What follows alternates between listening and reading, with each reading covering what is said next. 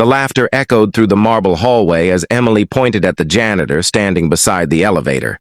His faded uniform was stained, his shoes were worn, and his hands were rough from years of hard work.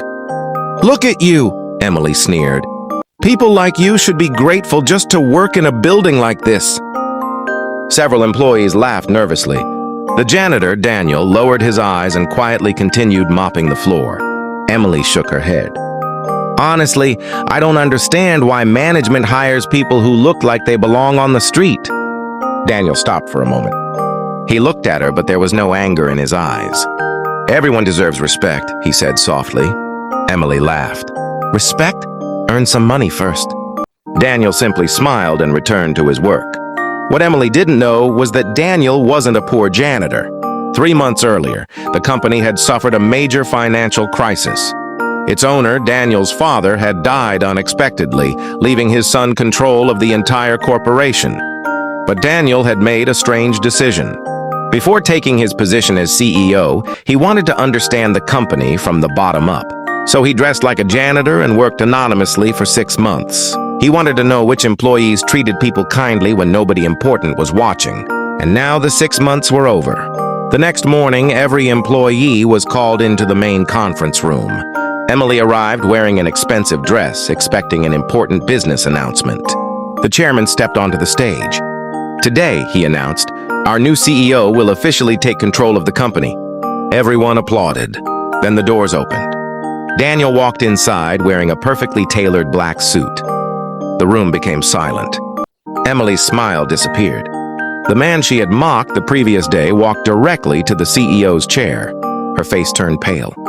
Daniel looked around the room before finally meeting her eyes. "Good morning, Emily." She couldn't speak. "You're the janitor," someone whispered. Daniel smiled. "I was."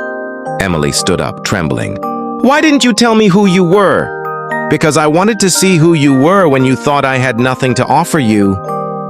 The room fell completely silent. Emily lowered her head. "I'm sorry," she whispered. Daniel walked toward her. "You don't owe me an apology because I'm your CEO," he said. "You owe one because you treated another human being as if his job determined his worth." Tears filled Emily's eyes. "I was wrong." "Yes," Daniel replied gently. "But being wrong doesn't have to be the end of your story." Everyone expected him to fire her. Instead, Daniel offered her a different opportunity. "You will spend the next month working with our maintenance team. Not as punishment, but so you can understand the people who keep this company running." Emily nodded through her tears. "I will." Weeks passed. Something changed in her. She began greeting cleaners by name. She helped carry boxes. She thanked security guards. She stopped judging people by their clothes. One evening, Emily found Daniel alone in the hallway. "I understand now," she said. "I thought money made people important." Daniel smiled. "No, character does." Emily looked at him. "Why didn't you fire me?" "Because someone once gave me a second chance when I didn't deserve it." She smiled sadly. "Who?" "My mother." Daniel explained that his mother had been a cleaner before she died. She had always taught him that dignity wasn't something a person earned through wealth. "It belongs to everyone," he said. Emily's eyes filled with tears. From that day forward, the company changed. Employees became kinder. The workplace became more respectful.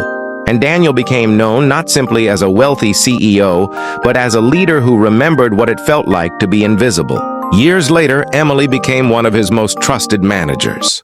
Whenever new employees joined the company, she told them one lesson she had learned the hard way. Never judge someone's value by the uniform they wear. The person cleaning your floor today may be the person standing above you tomorrow.